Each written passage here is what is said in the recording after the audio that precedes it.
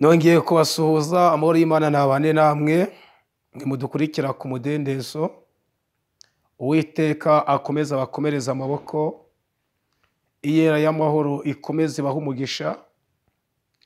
Turashima Imana itugejeje kuri iyi tariki kugira ngo 5 z'ukwezi kwa 11. Imana y'amahoro ibane natwe, Nyagasani akomeza turengere, amaboko y'Imana akomeza tubeho, umugisha w'Imana ukomeza utwomeho. Aho uherereye hose, waba uri mu Rwanda, ku isi hose, weho udukurikiye, ngwifurije umugisha uturutse ku Mana. Ukuboko kw'Imana gukomeze kukubeho, imvura y'umugisha ikomeze kuzeho, Uwiteka akomeza gukomereza amaboko.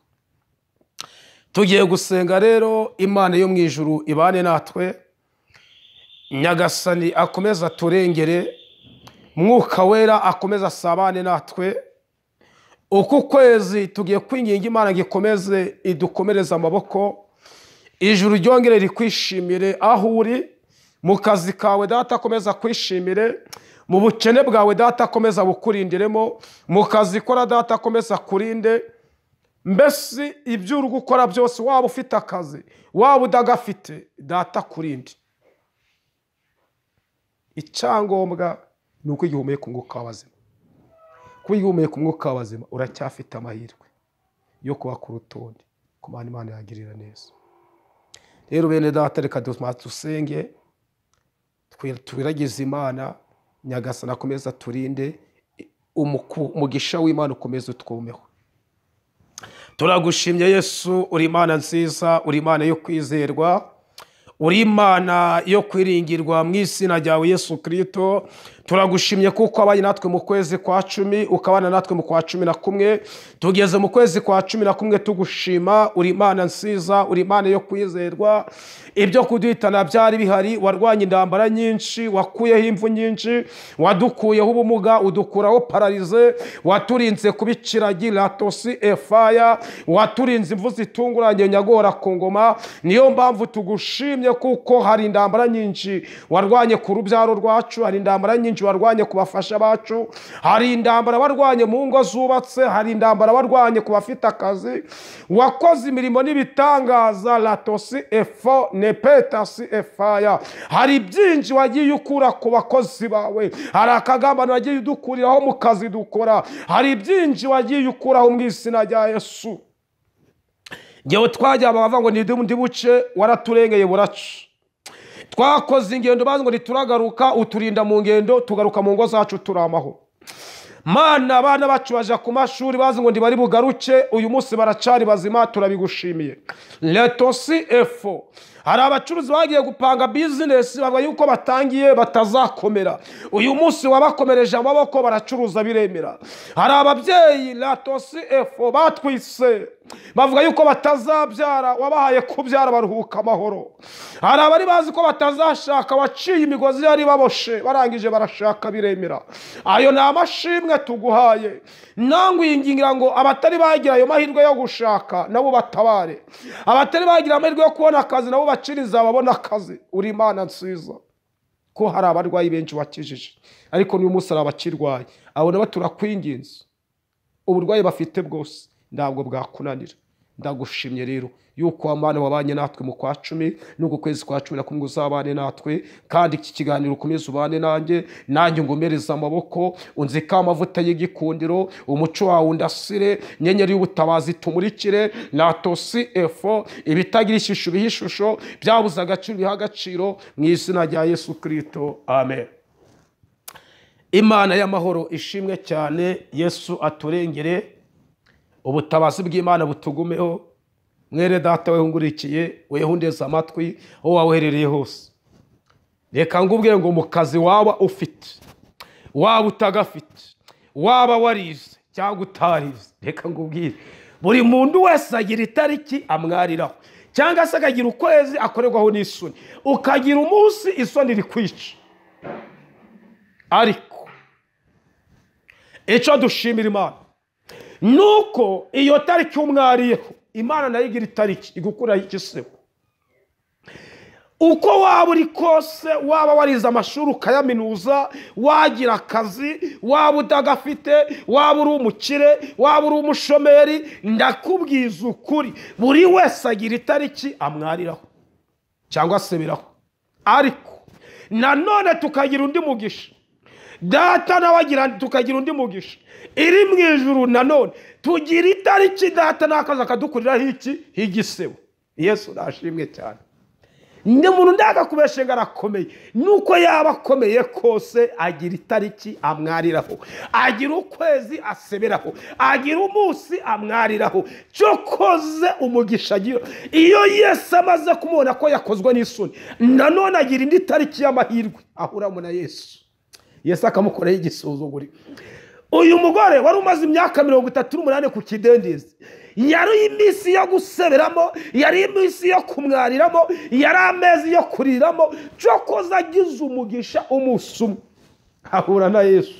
Yesu amumara umubabaro. Nawe iminsi urimo ni iminsi yo guseberamo, wivuga ngo mbe ko ubuzima bwanze, ihanganire iyo minsi usebeyemo, Yesu azayikukuraho. Iyo borokaje Yesu azayikukuraho. Ndakubwira ngo umuntu ndakagukanga garakomeye, nubwo agukaze garakomeye, ariko mutege ejo hari itariki azaseba buri wese menye ko yasebye. Akazi kose yaba yicayemo, umwanya wose yaba afite, agaciro kose yaba afite, iyi atariki upfa kuba ugihumeka. Cyokoze yutari wavuka ntabwo waseba, ariko yumaze kumenya ubwenge, ipasuwadi yose, inzira zose waba urimo, hari itariki igutegereza kandi ntabwo wayicika. Kuri iyi si nta gisi wayicika, iyi si ugomba kuyiseberamo. Cyokoze Yesu n'ugukuraho igisebo ntabwo wabyumva. Njye mbizi neza ko buri wese, waba wubatse urugo rugakomera, waba uhembwa miliyoni 20, waba uhembwa miliyoni 2, waba uhembwa 300, haba ndakazi waba ufite, ndakubwira ngo mwene data ubona ukomeye muri karitsiye, nawe afite itariki yasebeyeho ko ndawe utawarwa atararise bakakubesha. Ikindi nigeze ubona kandi abantu bavuga ngo umunyonzi aritse kuri abyandi wa munyonzi we, umuntu ufite imodoka uri gutwarira se, wewe iri gare ukaba ari ijyawe, umuntu ndakagukanye kuko imodoka agendamo ntabwo azikivuna, kuko Ese arayimuhaye aramubwira ngo urandwa. Ariko wowe igare wicayeho byarakuvunye, wakoze ikiyede kugira ngo ugwe ubone iri gare. Rero uyu muntu ukubwira ngo ntabwo ukomeye, ngo nuko ari gutwara imodoka ya se, nuko ari mu mutungo wabo, atazi kundu gushaka amafaranga bivuna. Wewe wagiye mu kiyede ugura igare, uwo muntu ndakagukanye kuko nafite umunsi azaseberaho. Yesu nashimwe cyane. Nawe ngo nubwo iyo tariki hari yo twamwariraho, ariko dufite nanone undi munsi Yesu nawe azadukura mu kimwaro. Imana ihabwe icyubahiro. Rero tudatinze reka twinjire mu ijambo. Nubwo nakuteguzaga ngo niba utari waseba, niba utari wamwara, itariki nawe hari umunsi uzagerwaho ukorwa n'isoni. Cyokoze niba wizeye Imana, Imana uwo uzaseba none, ejo mu gitondo Imana igukoreye igisomo. Uzamwara uyu munsi, ejo Imana igukoreye igisuzuguriro. Bivuga ngo uyu munsi wakambara, ejo ukambara ubusa. Bivuga ngo uyu munsi wajya, ejo ukaburara, cyangwa se uyu munsi waburara, ejo ukagira ute ukajya. Kuzo by'abantu ngo ndagasirimu kabaho, ntagahinda kagasirimu kabaho, agenda kose nagace, nagahinda. Kandi ngo zobwira abantu ngo agahinda kakwaka agaciro, isi yakwaka buri kintu nabonye naco gikomeye muri iyi si. Iyi si gusuzuguye n'abandi baragusuzugura. Bene data ndakwinginga, agahinda kose nagahinda, ndagahinda kagasirimu kabaho, agahinda gagukura muri etage ukarara mu gikoni. Niyo mpamvu ngo buri muntu wese agira itariki kuburi kwisi, buri wese agira itariki n'umunsi n'ukwezi aseberaho, kandi bikagaragara ko yagize ute, ko yasebye. Ariko icyo dushimira Imana iyera idapfa, wababara Yesu akaza akagukura mu mubabaro, warira Yesu akaza akagukura muri ayo marira, abantu bakuvuga Yesu akagukuraho igisuzuguriro, nuko uzabana n'Imana neza. Ntabwo Yesu agukoreye ikimwaro. Nateguye ijambo riri muri Yesaya 55, turahera ku murongo wa 10 tugarikire ku murongo wa 12 cyangwa se na 3. umurongo w'icumi uravuga ngo nguko imvura na shelegi bimanuka bivuye mu ijuru ntibisubireyo ahubwo bigatosha ubutaka bukamera imbuto bugatosha n'ingundu bugaha umubibyi imbuto n'ushaka kurya bukamuha umutsima n'ushaka kurya bukamuha umutsima niko ijambo ryanjye riva mu kanwa kanje rizamera ntirizagaruka ubusa ahubwo rizasohoza ibyo nshaka rizasohora gukora ico naritumye muzasohokana ibyishimo muzashorerwa amahoro muva imisozi n'udusozi bizaturagara riririmbire imbere yanyu ibiti byose byo mu gasozi bizakorana mu cyimbo cy'umufatangwe hazamera ngo niba imvura imanuka ubutaka bugatoha n'ijambo ry'Imana ngo ntabwo rizagenda ubusa bivuga ngo ijambo Imana yakuvuzeho ntabwo rizagenda ibokoboko rizasohoza icyo Imana yakuvuzeho izere icyo Imana yakubwiye ko kizasohora hari ibyo Imana yakubwiye 2023 ndi wabishikira 2024 ndi wabishikira 2023 tugeze mu kwezi kwa 11 utari wabyakira ndagango ngubwira ngo nubwo byamara imyaka 10 cyangwa imyaka 20 ipasuwadi cyangwa umugisha ugifite nuko ugihumeka ndabwo ijambo Imana yakubwiye rizagenda ubusa oya gira kwizera icyo Imana yavuze no kugikora izagikora niba imvura iva mu ijuru ikamanuka ubutaka bwarumye yagwa muri ubu ubutaka bukogera bugatoha ikinombore kikameneka nuko n'umugisha wawe ugiye kuza Yesu nashimwe ndagira ngo mbwire wowe wari wamaze kwiheba ufite nsa iyi nzakugirira neza iri jambo Imana kugira ngo nzagutabara ndabwo rizagenda ubusa ndabwo rizakuvaho Imana idashoje icyo yavuganye nawe aho waba uri hose komeza wizera Imana nakubwiye ngo buri muntu wese agira itariki ababariraho ariko nanone akagira indi tariki Uwiteka mukuraho umubabaro Yesu nashimye abandi ndi bakumara umubabaro ariko data tasi efo iyera idapfa igira itariki igukuriraho umubabaro ndabiza abantu mu bantu bibagirwa nda muntu wibagirwa igikomere yahuye naco ntabwo bibaho uko waba wakize kose twagiye tuganira n'abakize ugasanga umuntu avuga ati nge nikoreye inzoga ariko mfite ingata mu nzu nabitse ikimenyetso itazanyibagiza ko nigize ute ko nigeze kujidongi rero ukubye utabyibagirwa nuko n'umuntu wavuganye n'Imana atakwiye kwibagirwa ko Imana yavuganye nawe Yesu nashimwe iyo umuntu yagize amafaranga yarigeze kwikorera ngo 120 by'ibirayi yarigeze gukora akazi ko kwikorera aho yatsikiriye iyo ahageze arahibuka havuga ati ahantu narahageze ariko nigeze bavunikira nikoreye umutwaro ndashoboye bitewe n'ubuzima narindimo rero nagango ngubwire ngo nawe ijambo Imana yakuvuzeho ndabwo rizagenda ubusa izasohoza ico yavuganye nawe umugisha ufite ibyo Imana yakubwiye irabikubikiye niyo bifite kuko mbese irabikubikiye iki uko byagenda kose Imana izasoza ijambo yavuganye nawe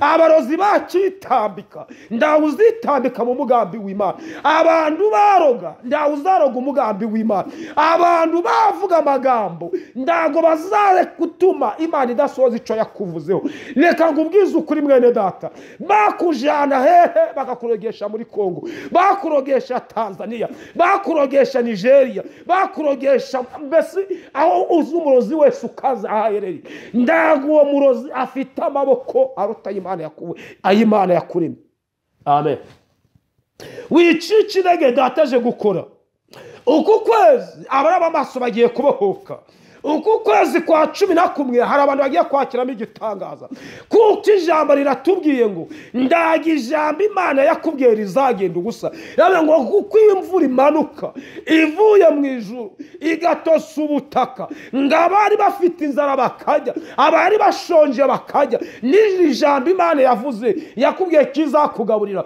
irakubwira ngo izagurwa rw'umugisha, irakubwira ngo izaguha ubutunzi, irakubwira ngo uzacuruza, irakubwira ngo abana bawe baziga. Nasomye ijambo rirambwira ngo abana bacu bazigishwa n'iki? N'Uwiteka. Rero wikiheba, ivugana nawe niyo kwizerwa, ivugana nawe niyo kwiringirwa. Wa mumama w'Imana irakubwiye, irakubwira ngo urugo ruzubakwa nubwo urukubona rukujegajega, iyakubwiye ngo urugo ruzakomera, uru rugo ruzakomera. Password nuko wizera ijambo Imana yakuvuzeho.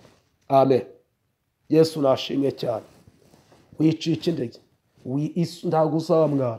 Nubwo abantu bakunda kuba mwaye, ariko Yesu aje gukorera ikibwa, Yesu aje gukorera igisuzuguriro, Yesu aje kuguhanagura amarira ukurira, Yesu aje kugukuraho imubabaro ufite, Yesu aje kuguha urushoro, Yesu aje kuguha ibyo byangombwa uri gusaba.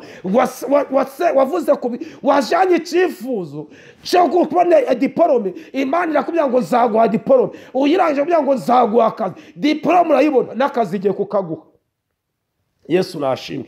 Uravuga ngo Mana ndimo ngeneye inzu, Imana igukubita ikibanza. Kuba yaraguhaye ikibanza n'inzira hari, mwene data ndakubwira ngo yatangije umurimo, nta nizagira ute izawusoza.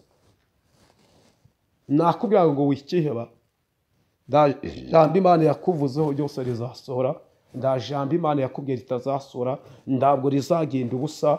Ahubwo izere, utangira wiringire, uvuge ngo Mana iyi migisha ugiye kumba nzayakira gute, nzayibamo gute. Ko dufite ikibazo cy'abantu bari gutabarwa, bamara gutabarwa Imana bakayitera iki? Umugongo. Kandi barakubwira ngo iby'Imana yaguhaye wari ukwiye mu isengesho, binarindishwa n'iki? N'isengesho. Yesu nashimwe cyane. Kindi mureke kwiheba no kwiganyira, bene data mbabarira aho waba uri hose, ugere kwizera ushingiye ubwo Imana yavuganye naje, ngo Imana yambwiye urubyaro nsarubone. Wikangwa kuvuga ngo maze imyaka 3, ngo maze imyaka 4, ngo maze imyaka 5. Oya, wihutisha Imana, uyitanga imbere. Ikibazo abantu barimo baratanga Imana imbere, ngo Mana ngo ndi waratubwiye ngo none uzabisoza ryari. Iyi iracyafite isana itariki izasoza ibyavuganye nawe. Rero Imana y'amahoro ikomeze bane nawe, navuga ngo ihangane, komeze wizere ijambo Imana yakuvuzeho. Wa mukobwa wihangane, ubukwe yakubwiye Imana izabuguha. Wikangwa no kuvuga ngo umusore ejo yaraje ngaragenda, ngo dupanga kuja mu murenge ngaragenda. Hari n'igihe umusore agenda, Imana iri kure bugiye kuba mu rugo rumeze nka gereza.